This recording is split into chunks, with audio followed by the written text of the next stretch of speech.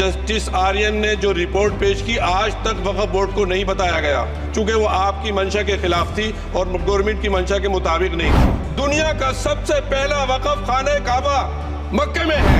हम अपने वकार को, अपनी इज्जत को, अपने मुल्क की, अपने शान को, अपने संविधान को खुद अपने पैरों तले रौंद रहे हैं। सर, ये हम बहुत बड़ी गलती करने जा रहे हैं, जिसका खमियाजा हमें अभी नहीं सदियों तक हम भुगतते रहेंगे। इस्लाम में क्या लिखा है ये आप तय करेंगे या मैं तय करूंगा? सर, इससे हम मजहब में दखलंदाजी कर रहे हैं। कॉन्स्टिट्यूशन की स्प्रिट हम खत्म कर देंगे और अगर ये होगा तो कोई भी अकलियत, कोई भी माइनॉरिटी अपने आप को हिंदुस्तान में सेफ नहीं करेगी।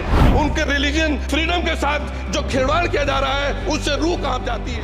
इस तरफ चाहता हूं आपके माध्यम से कि मैं वाहिद आदमी हूं इस सदन में जिसमें वन मैन कमेटी आपके द्वारा बनाई गई सरकार के, और मैं उसमें पेश हुआ 123 प्रॉपर्टी में। जस्टिस आर्यन ने जो रिपोर्ट पेश की आज तक वक्फ बोर्ड को नहीं बताया गया, चूंकि वो आपकी मंशा के खिलाफ थी और गवर्नमेंट की मंशा के मुताबिक नहीं थी। 123 प्रॉपर्टी में जब मंशा के खिलाफ हमारे नहीं आई, मंशा के मुताबिक नहीं आई, तो हमने 2 मैन कमेटी बनाई और 2 मैन कमेटी ने भी कोई रिपोर्ट वक्फ बोर्ड को नहीं दी, जबकि वक्फ एक्ट जो है 1995 जो है वो पार्लियामेंट से पास शुदा है कि हम पार्लियामेंट के जो एहतराम है उसका नहीं कर रहे, उसके हुकूक का। इसी तरह से सर, सूबाई हुकूमतों को इख्तियार दिया गया। सर, हिंदू एंडोमेंट में जो कर्नाटका और तमिलनाडु में है वहां कोई मुस्लिम नहीं हो सकता, और 26 में आर्टिकल 26 का वायोलेशन है। 4 धाम में ये लिखा हुआ वाज़े तौर पर कि सिर्फ हिंदू होगा। बिहार उड़ीसा में भी यही लिखा हुआ है। पंजाब हरियाणा में गुरुद्वारा प्रबंधक कमेटी में सिर्फ सिख होगा ओनली, और ये उनका अधिकार है जिसको माना गया है। लेकिन मुस्लिम के साथ में यह अन्याय क्यों है? और सुन लीजिए सर, मैं आपकी तवज्जो के चाहता हूं, दुनिया का सबसे पहला वक्फ खाने काबा मक्के में है। क्या हम उसके ऊपर भी सवाल उठाएंगे कि वहां पर भी हमारा कोई हिंदू भाई हो? हम अपने वकार को, अपनी इज्जत को, अपने मुल्क की, अपने शान को, अपने संविधान को खुद अपने पैरों तले रौंद रहे हैं। और वक्फ एक मुसलमानों का मजहबी अमल है, एक मजहबी फरीजा है। इससे उनको महरूम कॉन्स्टिट्यूशन के जरिए से भी कोई ताकत नहीं कर सकती।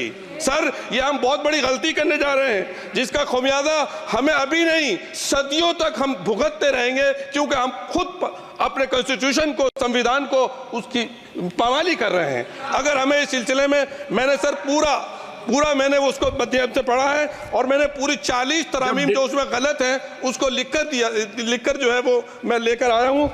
सर, इसके जरिए से सरकारी अमले को बाज़ाब्ता तौर पर यह हक आखिर तो कलेक्टर को दिया जा रहा है। सर्वे कमिश्नर के इख्तियारात खत्म किए जा रहे हैं। आखिर सर्वे कमिश्नर भी तो गवर्नमेंट ऑफ इंडिया का होता है।